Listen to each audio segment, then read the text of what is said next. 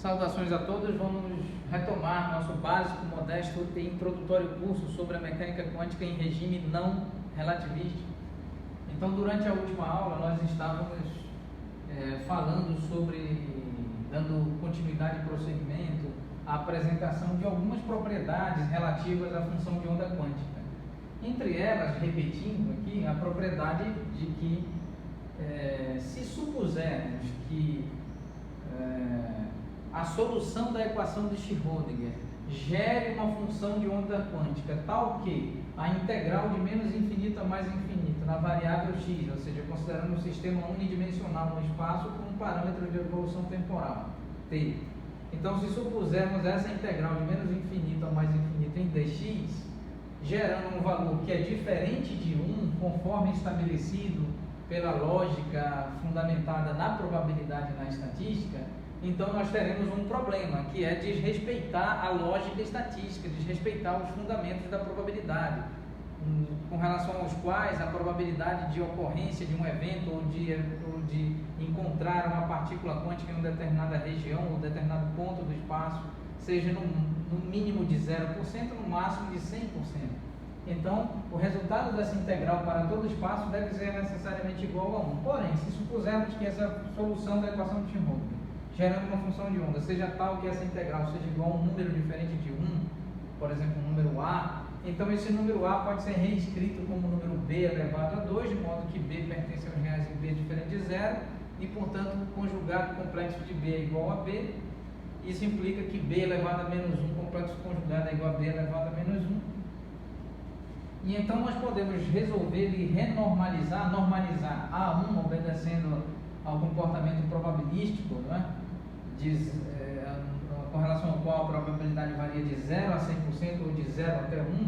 Então nós podemos redefinir convenientemente essa função de onda psi como psi barra igual a B elevado a menos 1 psi, onde B é diferente de 0 e B pertence aos reais.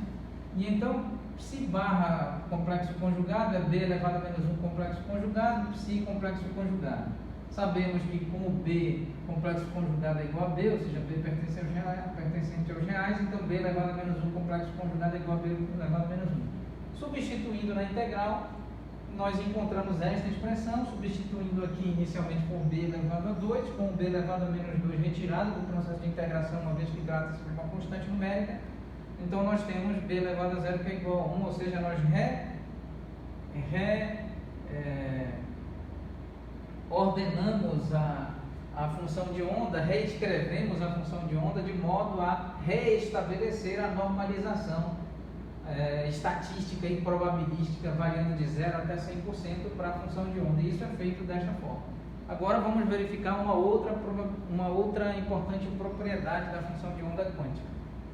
Recordando que a função de onda quântica é uma função de onda do tipo single valued function. Em outras palavras, uma função do tipo função de único valor, indicando que, dado um ponto do domínio da função de onda quântica, este ponto estará associado a e tão somente e exclusivamente um ponto na imagem da função de onda quântica. Nós mostramos em aulas anteriores, cheguei a escrever aqui, registrar um quadro que poderia eventualmente poderíamos considerar, se supuséssemos dois pontos pertencentes ao domínio da função de onda quântica, esses dois pontos gerariam imagens diferentes. Isso pode ocorrer em algumas situações quânticas, porém em outras não. Em outros pontos diferentes do espaço e do parâmetro de evolução temporal, gerando um ponto do domínio da função de onda quântica, podem gerar, eventualmente, em alguns casos, probabilidades iguais. Isso implica em valores iguais para a função de onda. Então, por isso, nós havíamos corretamente ajustado e corrigido, retirando aquilo essa tal afirmação da propriedade, pois ela é um caso particular e não define caso geral. Muito bem. Então,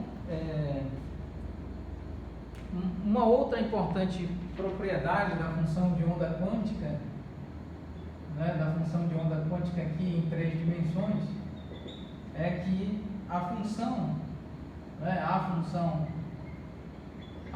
de onda quântica psi é limitada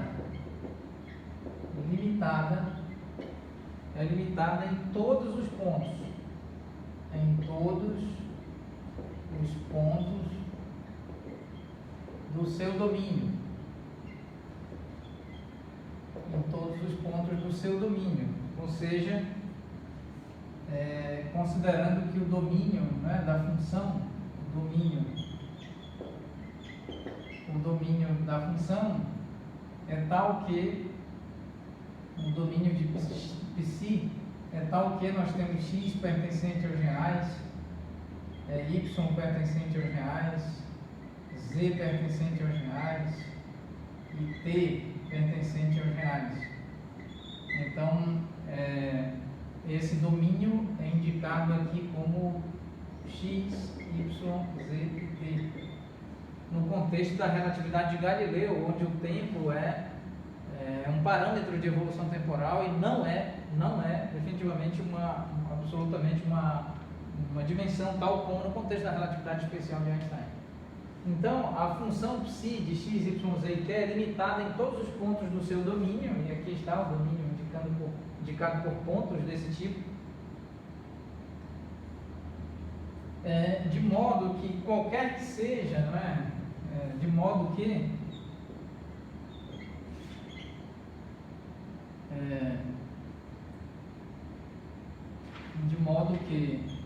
qualquer que seja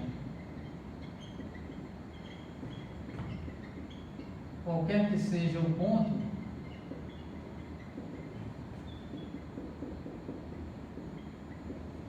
temos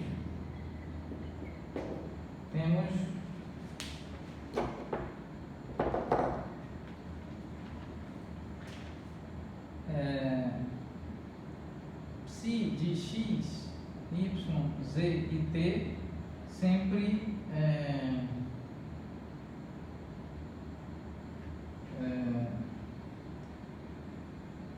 diferente de infinito, tanto de mais quanto de menos infinito. Então, jamais a função, qualquer que seja o ponto do domínio, aqui composto por x, y, z e t, jamais esse ponto gerará uma função de onda que divirja para o menos infinito ou para o mais infinito. Pelo contrário, isso implica que psi de x, y, z e t é sempre um valor finito. Tanto um valor finito, certo? Então essa é uma propriedade. A outra propriedade importante aqui nós temos uma propriedade, agora outra propriedade. Uma outra propriedade importante é a de que e mais uma vez, aqui vale para qualquer ponto, não é? Qualquer ponto, x, y, z e t, qualquer que seja o ponto, ela é sempre diferente de mais infinito ou de menos infinito, e ela é sempre, né? Perdão, aqui nós vamos escrever assim, é sempre um valor finito ou sempre assume um valor finito. Melhor escrevendo. Então, a outra propriedade importante é de que se nós assumirmos o limite para psi de x, y, z e t, um limite em que, vamos assim escrever,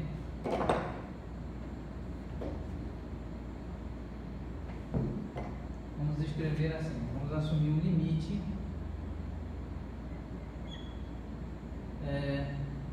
quando x tende a mais ou menos infinito sobre psi de x, y, z e t. Isso tende a zero. Então, se nós considerarmos que x tende a mais ou menos infinito, essa função de onda tende a zero. Qual é a outra situação? O limite quando y tende a mais ou menos infinito sobre essa função de onda, ela também tende a zero. Qual é a outra situação? No limite,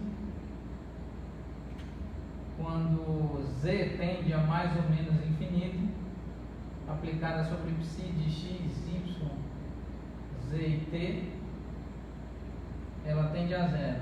E a outra situação no limite em que o t tende a mais infinito, mais ou menos infinito, psi de x, y, z e t, isso também tende a zero. Ou outra qualquer configuração, por exemplo, um limite em que x e y tende a infinito, não é? Podemos considerar também situações em que duas variáveis tendem a infinito, três variáveis tendem a infinito, quatro variáveis tendem a infinito. Como escrever? Vamos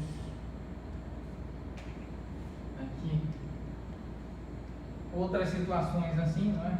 Vamos aqui continuar essa discussão assim. Limite quando x tende a mais ou menos infinito, limite quando y tende a mais ou menos infinito, aplicada sobre psi de x, y, z e t. Isso também tende a zero. Uma outra situação. Limite,